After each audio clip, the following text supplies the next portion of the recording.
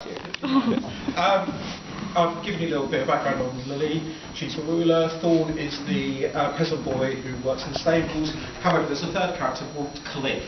He comes from the Sultan of the Fire.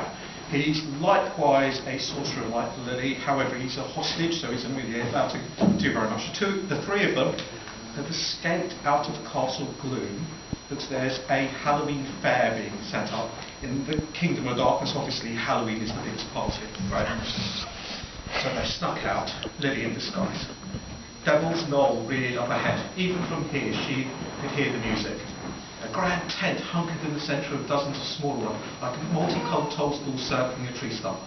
Flames shot up in the air, and sparkling fireworks burst among the stars, beginning to peek through the curtain of light. "Hurry up!" said Thorn. "We're missing all the good stuff." "Do you explore a little?" asked Khalif. "Fine by me." Lily headed to a ring of brightly painted wagons. Clothesline crisscrossed the space between the wagons, creating a flapping wall of colour. The men wore baggy striped pantaloons and embroidered waistcoats with bandanas around their dark hair. Gold dangled from their ears and shone in their teeth. The women jingled as they walked, wearing ankle bells and skirts decorated with hundreds of coins. Rings and necklaces sparkled in the torchlight. This is the best thing about the fair, seeing all the roaming folk. They were a tribe of all kingdoms. If you saw women from the far south, skin so dark and shiny they looked like they'd been carved from jet. There were men with feathered cloaks from beyond the Eagle Mountains, and even a man with webbed hands and a suit covered in fish-like tin scales, honouring some house coral ancestor. Lily had never been beyond the borders of Gehenna, so it was thrilling to mingle with people who had been to all corners of the new kingdom and hear all their strange and beautiful accents. Cleve pointed to the line of wagons. "Oh, I see that."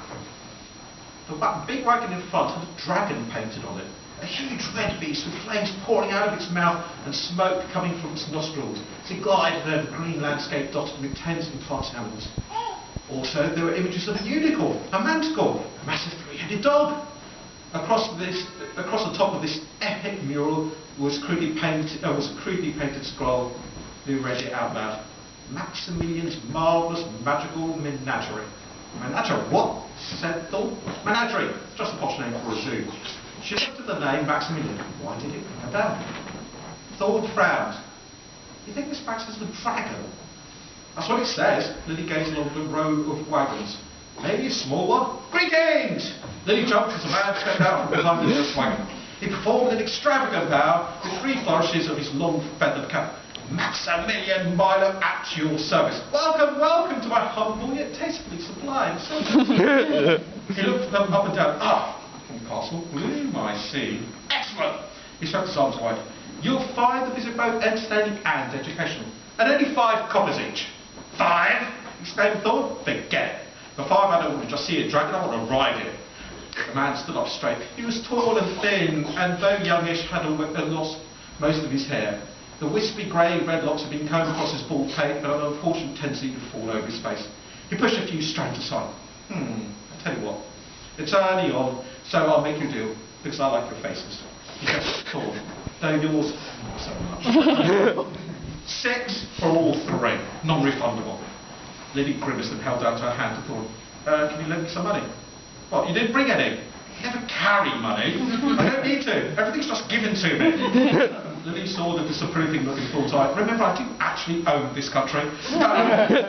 Khalif cleared his throat. Thorn frowned. "What? You ain't got none either? How about them rings of yours? They must be worth a few sovereigns each." "First, I'm not wearing any rings. They were just for show when I ride here," and Khalif waggled his bare fingers.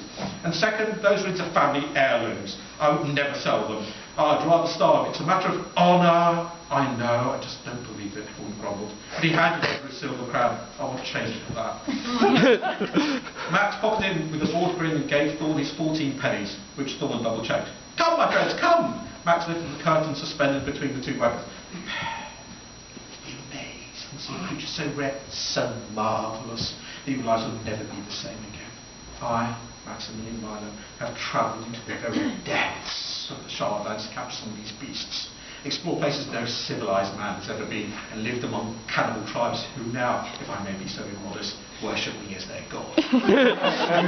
He took a few steps ahead. "Maggie, we've got some guests." Cages and pens lay in a messy series of rows amongst the tents and campfires.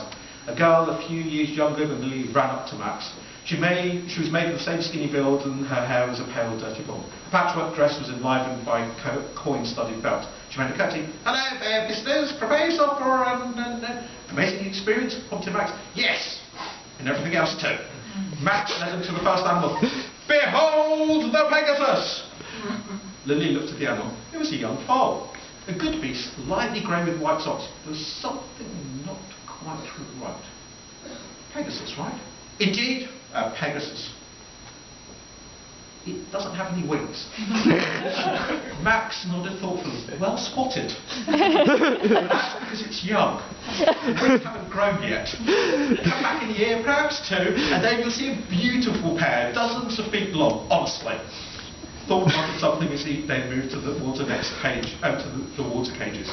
Max put a finger to his lips. Now be careful. The next one is one of the most ferocious predators of the young world. I was a personal friend to the last Lord Shadow. May the sex guard his soul. And when we were young men full of hot blood and the lust for adventure, we took a journey into the twilight, to the very gates of the lands of the dead. Really? Said Lily. How come my father never... Thorn clapped his hand over her mouth.